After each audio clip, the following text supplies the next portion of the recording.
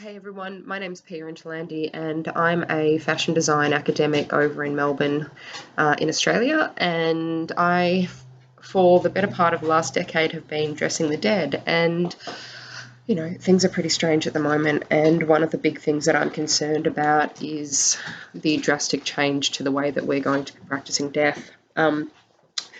Particularly within my practice, the garments are just a tool to be able to go into a room and to be with the body of someone you love who's died and to touch them. Touch has been something that is so undervalued, but so important. And here we are at a time when people will be dying alone. You won't be able to do bedside rituals and holding someone in those last moments. So part of my role in what I do is to come up with creative rituals, and I thought I'd share with you just a couple of ideas I've had whilst being at home in isolation. Now, I hope that you're not in this situation where you can't have a tactile interaction with someone you love, but there are plenty of people around the world where this is occurring. So look, I'm just throwing a couple of ideas out there. This is my first ever video post. One of the things that I do a lot of is hand casting. So I will take molds of people's hands after they've died, for the family to be able to hold them afterwards. But I've also been able to do hand casts of the living to go with the person who's died, where there has been a context in which they weren't able to hold their person. But this is pretty specialized, materials.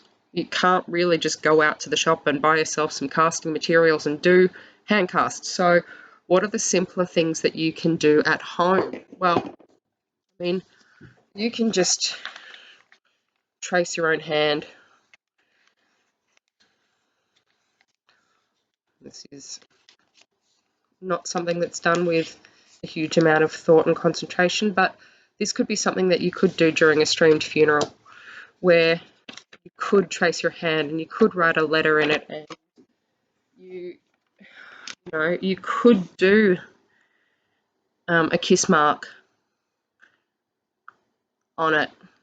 These final gestures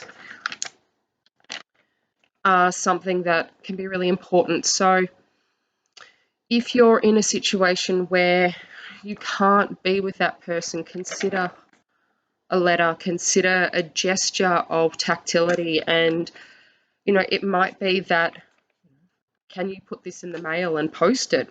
Well, your hands have been all over it, your lips have been all over it, but if you were to put it in an envelope, seal it, and ask for that letter to be placed into the pocket of someone you love, that's something. Now, the other option is that maybe you take a photograph and send it to a significant family member who may be able to print them off and drop them off, or send them directly to a funeral director. You have to check that they have a printer and they can do that sort of thing. But what you can then do at home is a ritual. You could bury your own letter. You could burn it. You could do something. But a whole lot of kind of this move to a digital space isn't compensating for the fact that we are tactile. We do clothing and interaction. And I'm like, I haven't had a hug with another human being for coming up to a month now. This is completely bizarre. Resorted to hugging my dog.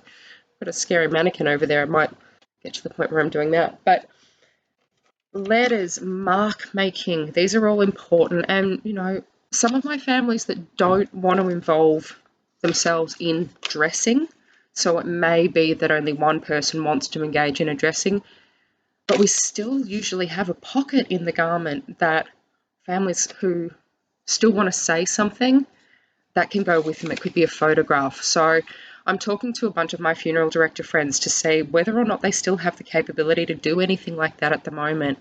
Things are changing rapidly. Now, one of the other things that you might be able to ask your funeral director to do is to take a handprint, scan it, and then be able to send that out to people. Now, this is literally, I did my hand in glue. just PVA, and then I used some, $2 gold leaf or silver leaf to create something at home. And that might be something that if you were able to do a handprint to send it to family, I mean, touch. I do another one where it's got a thermochromic color on top of it. Sorry, my hands are really cold at the moment, but that's, it changes color with touch. Now, these are just fancy inks, but having a handprint or having a mark from that person or from that person to you becomes really precious. In terms of other kind of memento making, I use the scraps from the garments that I make and press them into buttons that family members can then have after a ceremony. It's something that they wore, something that could have their perfume sprayed on it. We need to engage the senses in terms of an immersion with that person's physicality.